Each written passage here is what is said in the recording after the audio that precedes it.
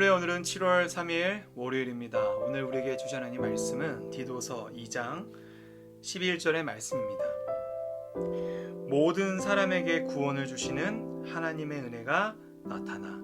아멘. 디도서는 우리가 잘 아는 것처럼 바울이 디도에게 쓰는 편지입니다. 이 디도는 현재 그레데 섬이라고 하는 곳에서 사역을 하고 있는데, 바울의 요청에 의해서 디도는 그곳에 남게 되었고, 그곳에서 사역을 하고 사람들을 돌보고 목양하는 중에 바울이 디도에게 목회에 대한 조언을 담긴 또 사랑을 담아서 편지를 쓴 것이죠. 바울이 디도를 그레데 섬에다가 두고 간 이유는 그 그레데 사람들을 올바르게 선도하고 가르쳐서 교회 지도자들로 세우기 위함이었습니다.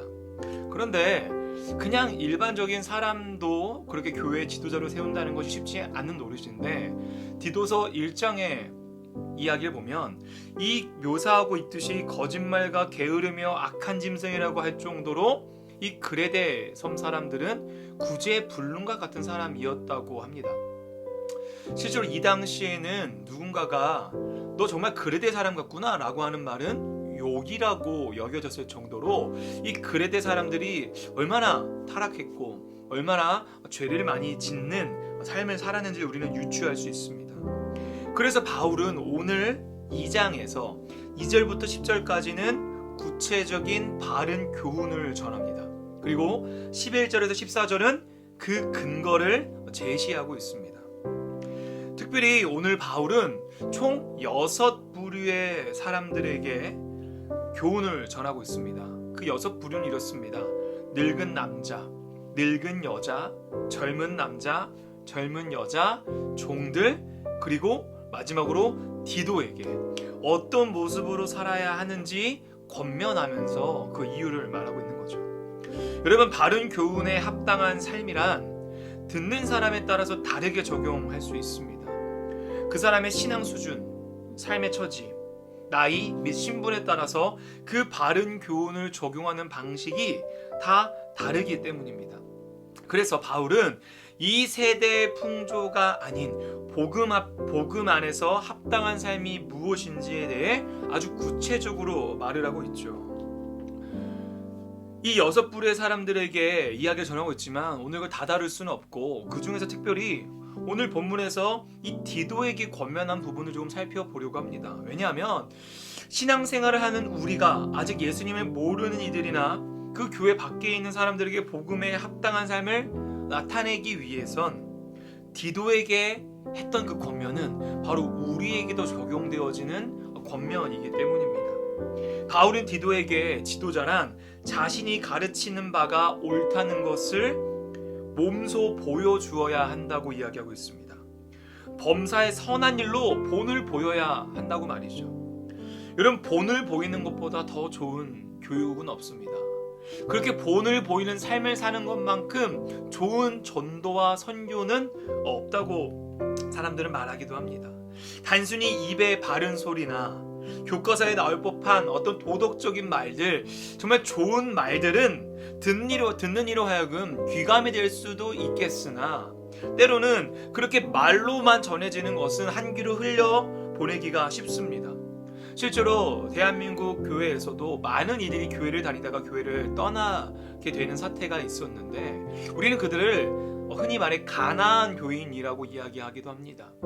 여러분, 그런 교회를 한때 다녔었지만 교회를 떠나게 된 사람들에게 설문조사를 했는데, 그들이 교회를 떠나게 된 가장 큰 이유 중에 하나는 교회에서는 사랑을 이야기하고 자비를 이야기하고 올바르고 복음에 합당한 삶에 대해서 이야기는 하는데, 말은 하는데 그들의 직접적인 삶에서는 전혀 그런 것이 드러나지 않을 뿐더러 그것과는 상충되어지는, 정말 복음에 합당한 삶이라고 하기엔 부끄러울 정도의 그 반대되어지는 세상 풍조를 따르는 모습을 보며 실망이 있기 때문이라고 사람들은 말하기도 합니다.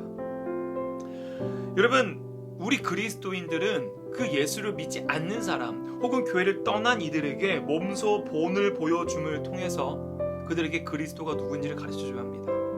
어떤 목사님의 말씀처럼 예수를 믿지 않는 사람들이 볼 수 있는 유일한 성경책은 바로 그리스도인의 삶이다 라고 한 것처럼 말이죠.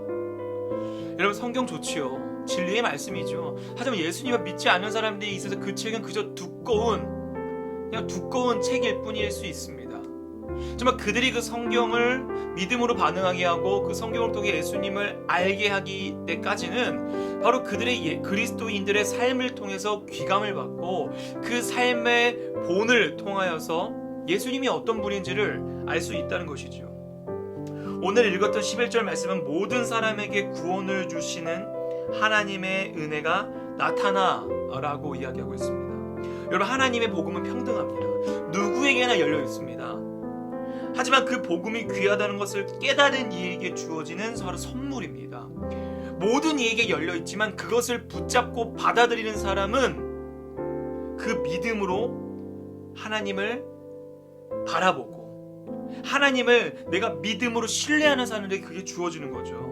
여러분, 아무리 선물 같은 구원일지라도 그것의 중요함을 알지 못한다면 그 복음은 나의 것이 될 수 없습니다.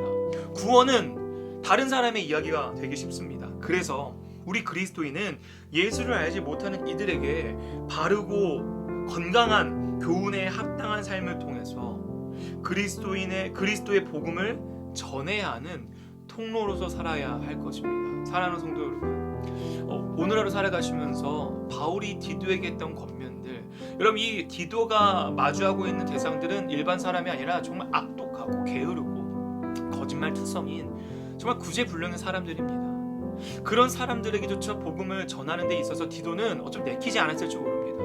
싫을 수 있습니다. 내가 저런 사람에게까지 이렇게 해야 되나? 하지만 바울은 말합니다. 이 복음은 모든 사람에게 열려있다.